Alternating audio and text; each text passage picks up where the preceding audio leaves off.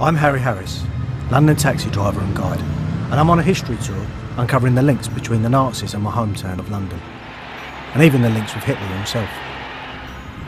Before war broke out in 1939, it was quite normal for Germans to be living and working here, just as Brits were in Germany. But imagine this, two of Hitler's closest relatives moved into a fashionable part of North London.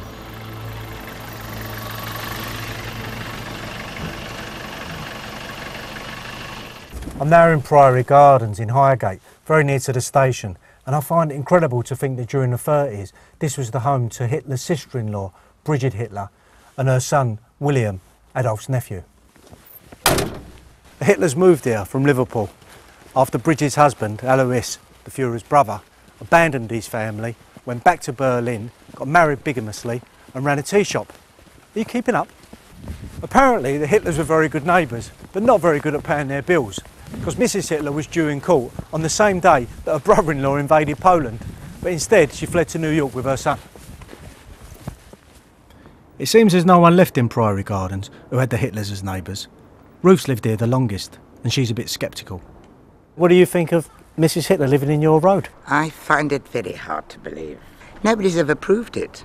That makes a good story, but do you think it's really true? Oh, it is true. She was here because she had to go to court when she lived here. So we know that she did live here. For what? She had to go to court for non-payment of rent on the day her brother-in-law invaded Poland. That is an amazing story. That sounds to me very far-fetched. No, why? You think she really lived here? Oh, no, here? no, she really lived here. She lived here with her son. Now, they when moved you here from say Liverpool. she was a sister-in-law, how was the relationship? She was married to Hitler's brother, Alois, and they lived in Liverpool together, and then he abandoned the family, went back to Germany, and she moved here with her son. He did go back to Germany? He did, yeah. You mean he became a Nazi? No, he went back to Germany, actually, and ran a tea shop. I never credited the story, but maybe you're right. I just thought it was somebody wanting a nice story for the Ham and High at the time. Yeah. Thanks for talking to us, Ruth. You're very welcome. I'm so pleased to have found you, because the people that live there now don't want the house to be identified. I can understand that. Yeah. The Hitlers left Highgate and settled in New York. Brigitte worked for a time for the British War Relief Society. William later renounced his uncle, the Führer, but when his son was born in 1949, gave him the middle name Adolf. There were others in London who were part of Hitler's personal life. I'm heading back into the city and to exclusive Knightsbridge, on the trail of an aristocratic family who became notorious because of their links with Hitler. I find it particularly disturbing, especially in the years leading up to the war, that there were so many people in this city that had great sympathy for Adolf Hitler. And there was one young debutante from one of England's oldest aristocratic families that was totally in love with the Führer. She was Unity Mitford, one of 6 daughters of David Freeman Mitford, the 2nd Baron Redesdale. Apparently, she was conceived near a gold mining town in Canada called Swastika, and it's reckoned her parents called her Unity because at the time they both wanted the First World War to end peacefully. But it was Unity's infatuation with the Führer that made her notorious. Just behind me is the Mitford family's London home at 26 Rutland Gate in Knightsbridge. When Unity was here, she shocked London society by wearing a fake tiara and taking her pet rat with her whenever she went to glamorous parties. But when she started greeting people by giving them the Nazi salute, they thought it was a prank. Well, at first they did anyway.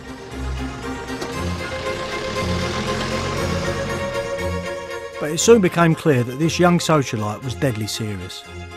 She managed to become part of Hitler's inner circle in Germany and met him 140 times. And by all accounts, the Führer was quite taken with her too. I'm heading for Hyde Park, where Unity used to go to heckle the communists at Speaker's Corner. I'm meeting an expert on the Mitford family, Simon Rodway.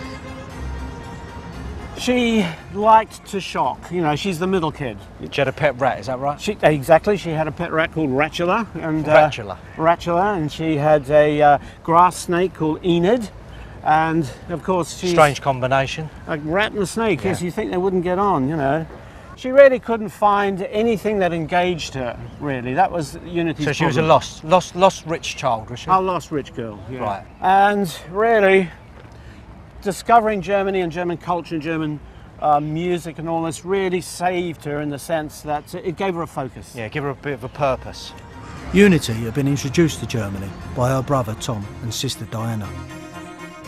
Diana married Sir Oswald Mosley, leader of the British Union of Fascists, whose members were commonly known as the Black Shirts. But characteristically, Hitler-obsessed Unity was to do something even more shocking. She found a restaurant that Hitler was using in Munich, and well, she stalked him, really. She stalked him? She stalked Adolf, yes. And eventually, 1935, Hitler says, come on over. So what do we know about Unity's relationship with Hitler? The relationship with Hitler was, she kind of treated him like one of the sisters. So, and he found that completely unusual, the fact that he wasn't being deferred to particularly, just one of the family.